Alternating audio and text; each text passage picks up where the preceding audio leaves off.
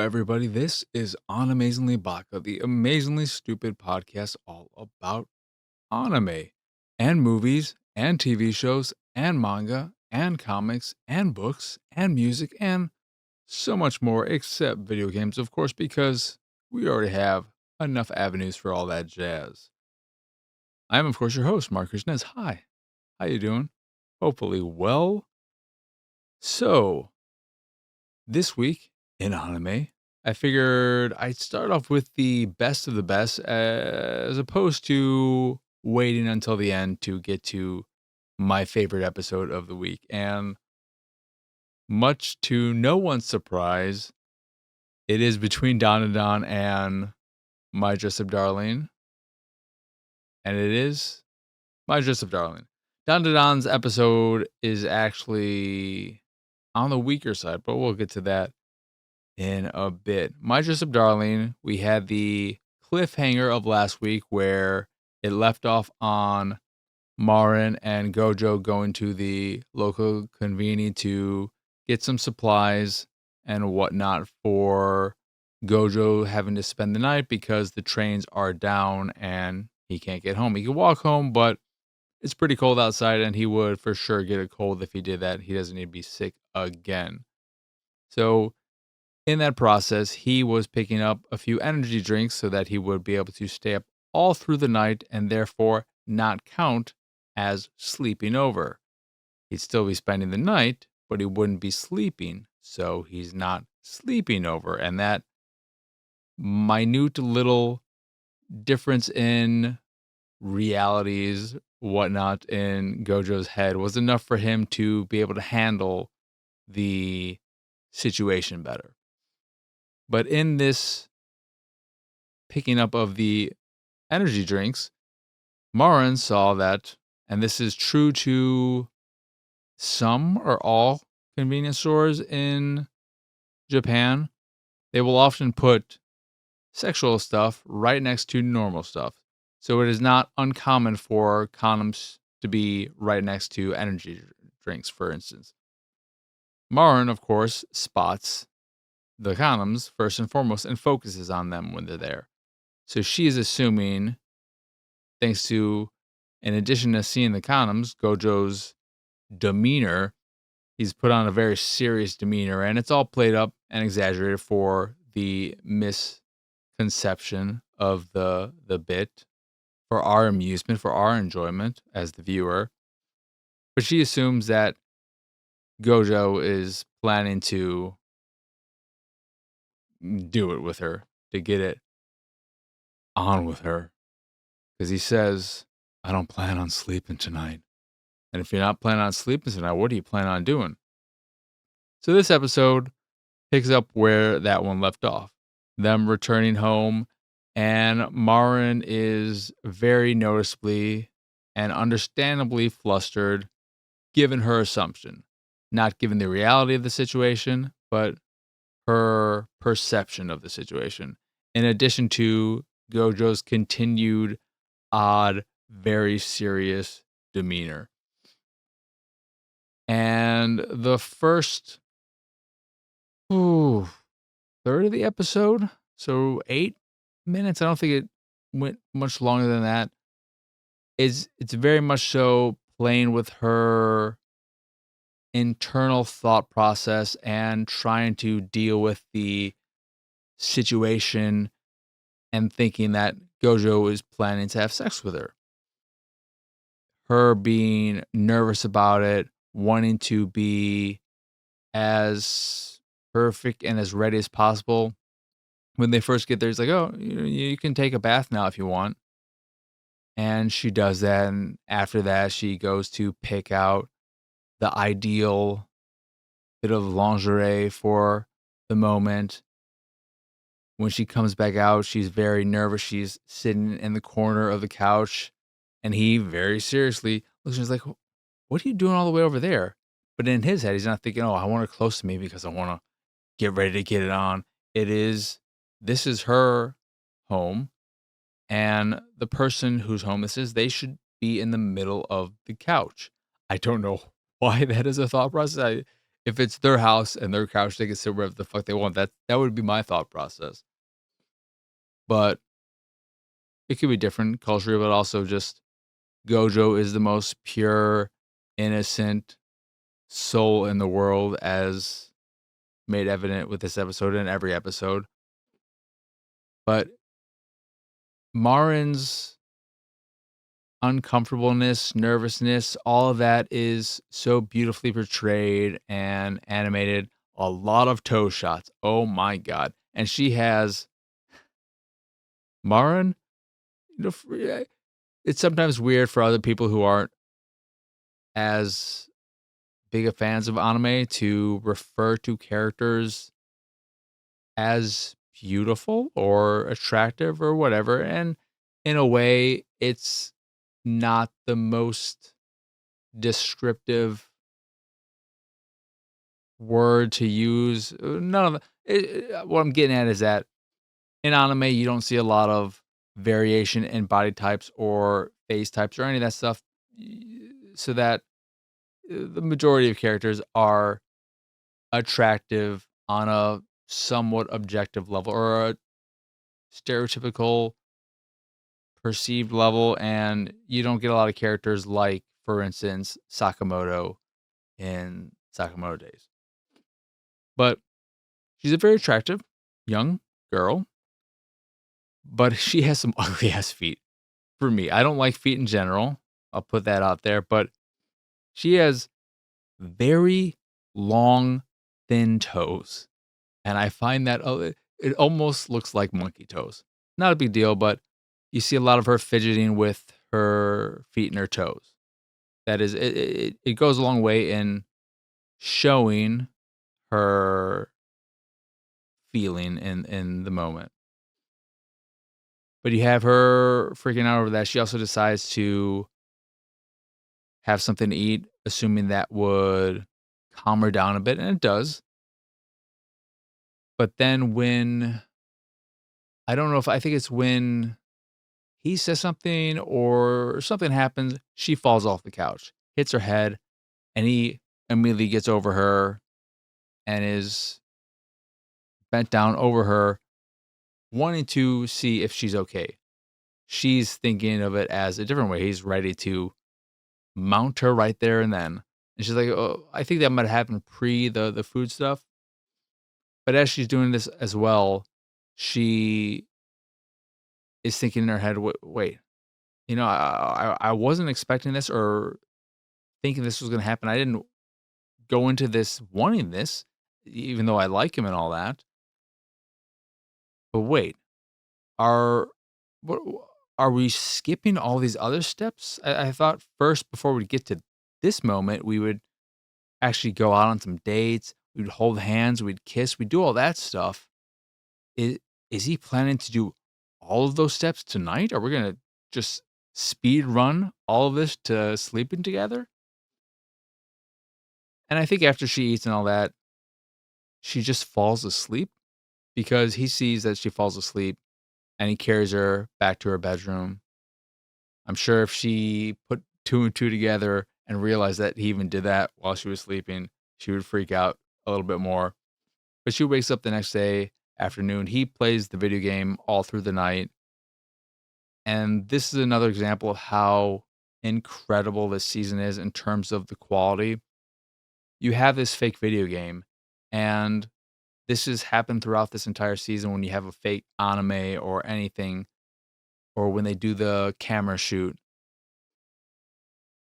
When it's just being its traditional anime self, looks incredible. But when it ventures into these other medias or styles, there is no drop in quality or love, time, effort put into those moments either. When you have a fake anime, it feels like a real, legit, high quality anime that just happens to be in this anime. When you have this video game, it feels like a video game I could play in the real world, and I kind of want to because it has a bit of a Doki Doki Literature Club type of vibe to it, with its starting off rather simple and cute and normal and venturing into darker territories. And as he was explaining the game with these nuns and how there was just the one the whole time, and she has created all these fake additional nuns in her head, and as the game is progressing, it is showing her becoming more and more unstable in her room at the insane asylum. It's like, "Ooh, this sounds like a very interesting game. I wish somebody would make this into a real game so I could play it." I wonder if not just for this, but other examples of games inside other forms of media, if there are people who have done fan versions of them on itch.io or stuff like that.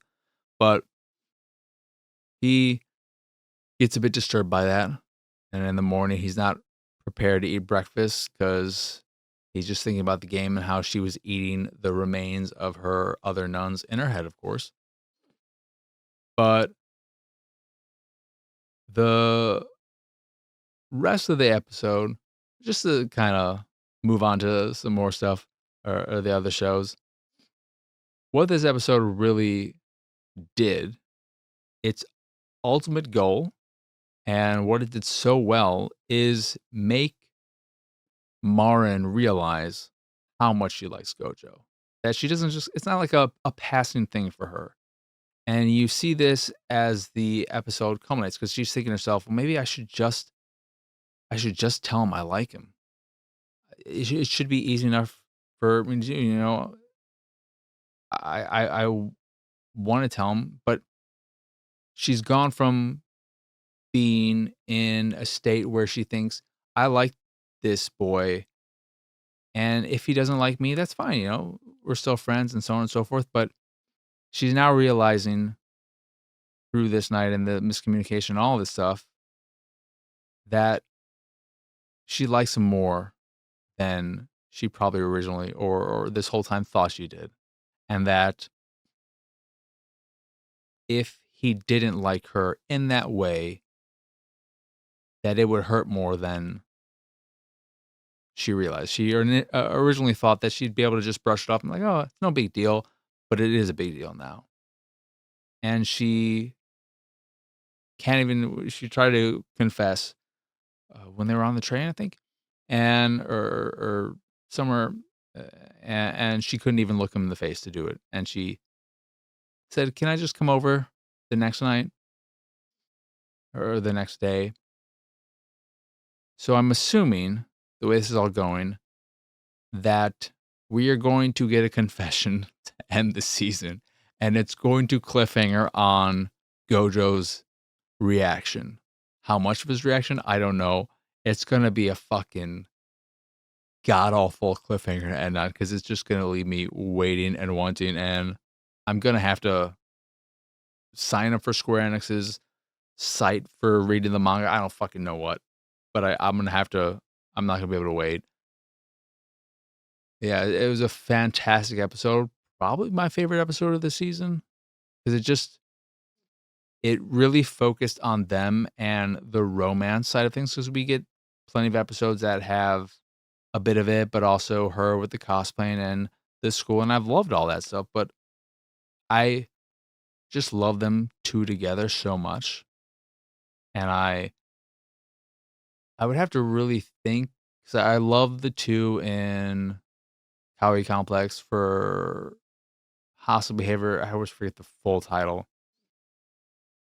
And Lovely Complex, I remember really liking, but it's been a while.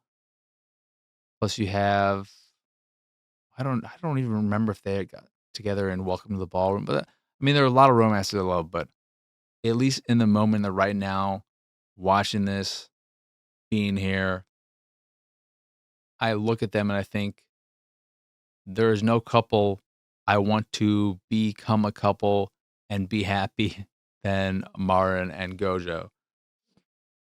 Yeah, excited for the last few episodes, and I just hope that while I don't wanna wait too long for the next season, for season 3, I will wait as long as it takes to get a 3rd season that is of the quality of this one. Do not rush it. Give it to the studio, keep it with them. Don't don't rock the boat because this has been a fantastic season. Whatever I have to do to ensure that I will buy the collector's edition of the Blu-ray when they release that.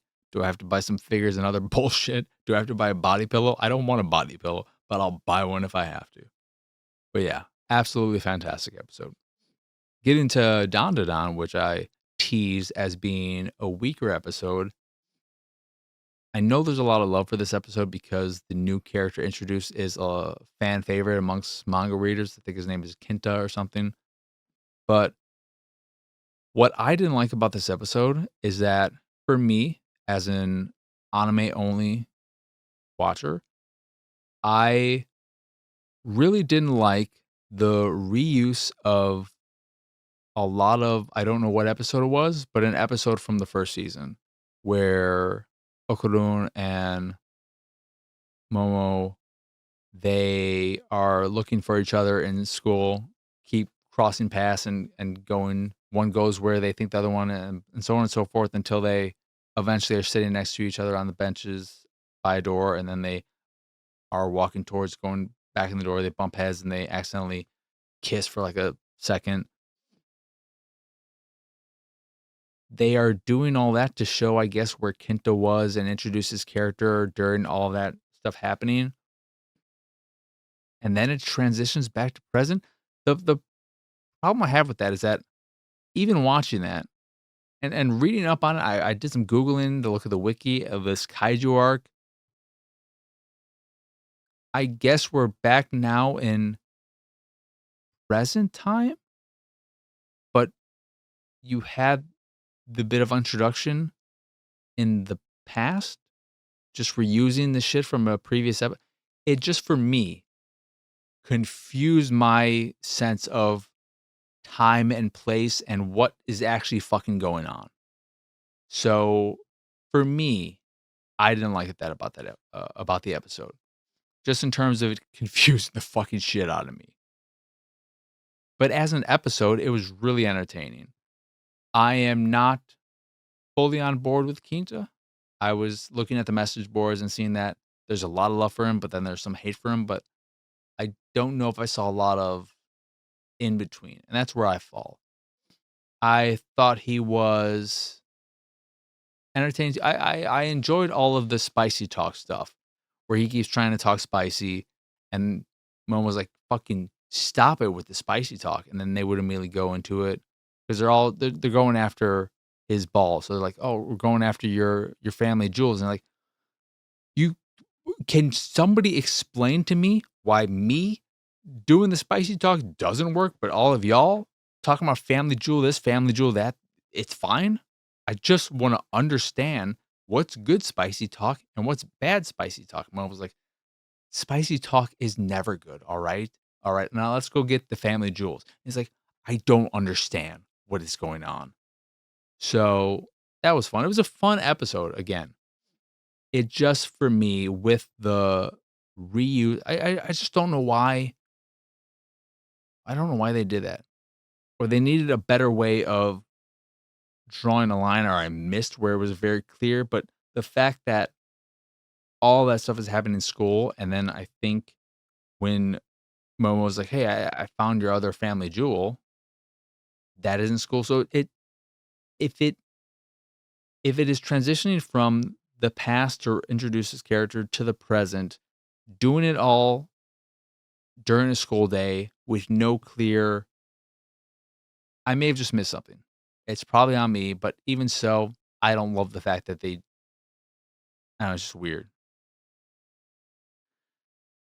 Have some kind of filter over it or something, so it's like, "Oh, this is the past." Do some fucking Wayne's World. Doodle-doo, doodle-doo, doodle-doo. No, I'm just an idiot, alright? I'm sorry. But yeah, fun episode, and speaking of fun episodes, Sakamoto Days, of course, I am an episode behind to where other people are because I watch on Netflix. This was the 3rd stage of the arc, the starting of it, so they're playing this version of tag. You get introduced to 3 new characters who are all recommended outside of the exams through other, I guess, hitman and assassins have deemed these people of a high enough level that they deserve special treatment to be added to the tests. and we learn about, I forget the pink hair, the sewing girl's backstory a bit, and realize that her mother was someone who Sakamoto knew, and she has this switch that can be flipped, and she could turn into serious assassin, dangerous space. But a fun episode. I'm really liking, again, I talked about this last episode. I'm really liking this season more than the last because a lot of characters are established, and these new characters that are being added and may or may not become part of the main cast. I hope they are. I'm enjoying them as well. So I also think the production value is a bit better. It's either the production value is better, or simply the characters that we have this go around are better designed characters. Because I still remember of the first season, maybe episode 2 or 3, those 2 brothers, they looked so bad. But I can't think of any of that kind of complaint from this season. Just having a lot of fun with the show. I may even bump it up to an 8. Gachiakuta is an alright episode.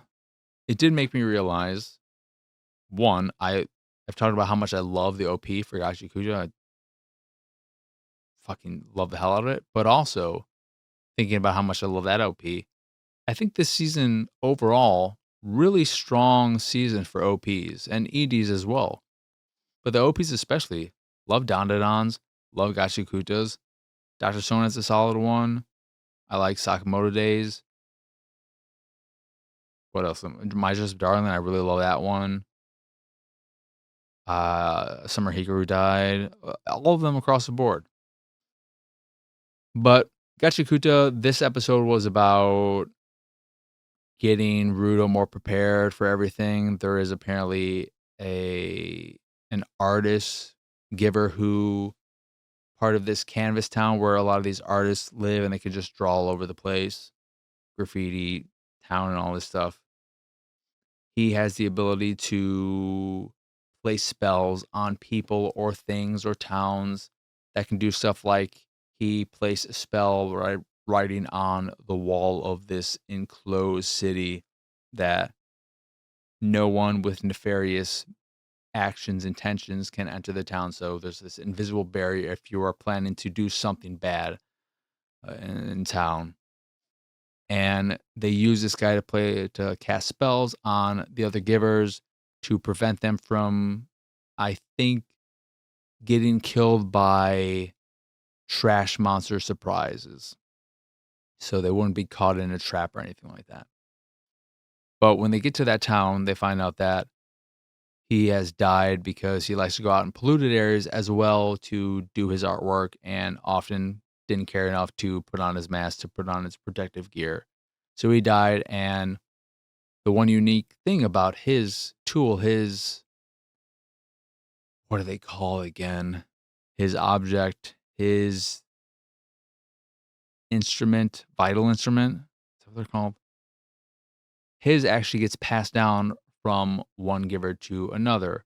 And it's not through familial means or anything like that, but just someone who the current owner of that instrument deems worthy of taking the mantle of this particular instrument. And he gives it to this young girl, and she's there off celebrating. So now they're in a wait and see. I'm assuming she'll give him his spell next episode. But it was a fine episode, but not a lot happened. So yeah, solid episode, but nothing too special or crazy. Kaiju number 8, you had Fuji and Ichikawa taking down that kaiju together.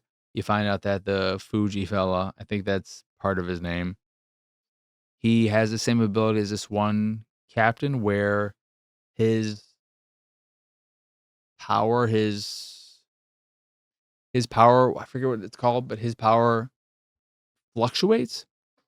So normally it's just around 22%, but when he's in the zone, quote unquote, in the zone, it can get up to like 42%. And if they can get help him utilize this, he can become a very useful asset to the team and the defense force. But they take that down, and then we get some good stuff with Hoshina and Kafka, where he's fighting against him in his human forms to see how much he's advanced, and he realized, you have progress, you haven't slouched on your training as a human, but he wants to help him improve and need to use his kaiju form, kaiju number 8, as little as possible so that he doesn't end up turning into a complete kaiju or anything. So he says, I'm going to kill kaiju number 9 so that you don't have to transform. I want to make sure you don't have to transform as little as possible because I'm going to keep you as human. And he thanks him for saving the third. And it's just a reminder to, I think, all of us that Hoshina is one of the best characters. He might be my favorite character. I love him so much. I've started reading the manga again, or I picked up. I'm not caught up yet because I took quite a break, but it's a solid episode. I do like the anime more than the manga in the sense, reading through the manga now, that while I do think the visuals have dropped this season, or maybe they are the same, and it's just seeing other shows of a higher quality has made me feel that way. I do like at least seeing the action played out more and more elaborate and detailed than in the manga, because the manga will truncate a lot of action to a few panels, and it's usually high detail, but I don't get a great sense of exactly what's going on. It's just maybe like a punch, explosion, the end. And getting to see more of the through line of action scenes is nice in the anime. But in addition to that, there's also Summer Hikaru died, which is back after taking a week off. Really, really good episode. I'm just I'm it is maybe as much as I love other things like My Just Darling more and Dandadan more, to be a broken record and reiterate something I've said the last few episodes, it is the show that I most want to rewatch when it's finished. But this one is giving us a lot more about what may be going on with there being this tear and Hikaru being this kind of lightning rod for creatures from the other side that are leaking into this world, and the same being true of I forget the friend's name already, but there being a question of, well, if you went back to the mountain and stayed in the mountain, would everything just remain up there and no one in town would get hurt because all of the things would be in uh in the mountain and not leaking out elsewhere. But just a good episode that had a really, really strong ending where the exorcist dude comes by after they're visiting this old dude to try and get some answers after visiting that one lady who is sensitive to everything, and she's the one who saved them from the last episode where they were dealing with the monster inside the fast food joint, and she's explaining some of the stuff to him and about this whole and no, when they go to the old dude, he's explaining the curse and all of that. But he transforms into this, I guess he's been fully taken in by a monster and picks up the sword and attacks them. But the exorcist dude with the little hamster comes in and stops him, but then wants to check and see if his assumptions are correct about Hikaru. Imagine if they were. Imagine if Hikaru was just a normal kid. He chops Hikaru's head off. Nice clean cut. No blood or anything. And there's a funny reaction to all of them where Hikaru is like, huh? You just see his head on the ground. Severin is like, huh? And the friend says the same kind of reaction. He picks up Hikaru's head and is assuming he's dead. But then at the very end, the way the episode ends is with his very colorful essence being thing starting to leak out. So Curious to see what happens next episode. And then last, Dr. Stone, fucking so much death. This is just a very crazy, violent episode where it's just everyone's dying, and it ends with them putting everyone in North America and South America back into their stone form. I have no idea what is gonna it has piqued my interest a lot with this episode because trying to think about where we go from here, no idea. No idea. Because the original plan was just to freeze all of them and Stanley within a certain vicinity, and then the people outside of it, still in South America, would be able to bring back Dr. Stone and all of them. But that is not the case anymore. So how they get out of this? I'm so interested. But yeah, Dr. Stone being Dr. Stone as it does. And I think that's it. Because Witch Watch delayed a week. A lot of week delays here and there for shows. And then One Piece, I haven't watched that episode yet. I'm assuming there was a brand new episode. Just want to double check to see if there's any show I missed. If I did miss, then it says a lot about the episode. No, that's everything. That is everything. So yeah, solid week so far, man. But My Dress Up Darling, my God, my God, is it so good? I just, I just want, I want it so bad. I want to see it all. I want it all done all now. Fantastic, fantastic show. Yeah, that's it for anime. Other stuff, just want to quickly say that in my watching of all the video game movies, I finally got around to Five Nights at Freddy's, and it's not that bad. I've only played the first game, so I have no real knowledge of the lore that has been built up through all of the games. But I'm pretty sure through what I've heard here and there that it is accurate that one older dude kidnapped these kids and then killed them and put their bodies in the animatronics. And it is not only that their bodies are in there, but the souls of these kids are what brings them to life. And it's just, there's a lot more to the lore building in the movie than I was expecting, which is probably a given the fact that it's an hour and 50 minutes or so. It's on the longer side than what you might expect from a game where you're just looking at videos and closing doors and opening doors and trying to save your power as well as possible. But I didn't dislike it. It it was enjoyable enough that I would not be upset about rewatching it, which is fucking wild to me. I know I would never expect that. I didn't give it a glowing score or anything. I still gave it essentially 5 out of 10. But 5 out of 10 to me is the cutting point between I wouldn't mind rewatching this and not really. It- So that's a lot. That's a higher than a lot of video game movies I've watched. And I thought both, I forget his name, but the main actor and the cop lady, I thought they were both very, very good in the movie. And the animatronics look good. So yeah, I just want to throw that out there because it surprised the hell out of me, and it might surprise the hell out of you. Five Nights at Freddy's, a better than expected movie. Not amazing by any stretch of the imagination, but in the realm of video game movies, one of the better ones, and just in general, not that bad.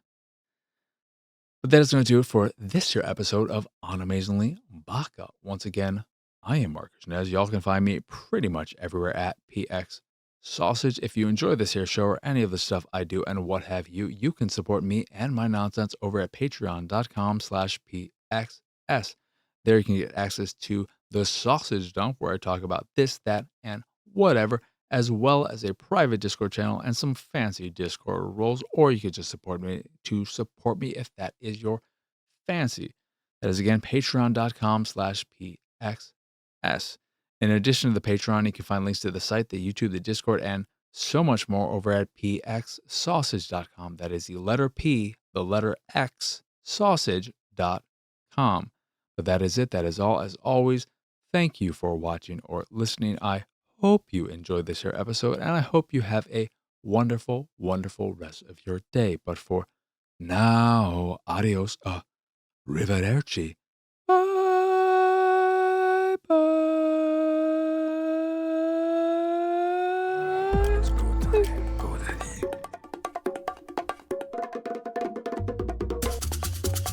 It's go time, go daddy.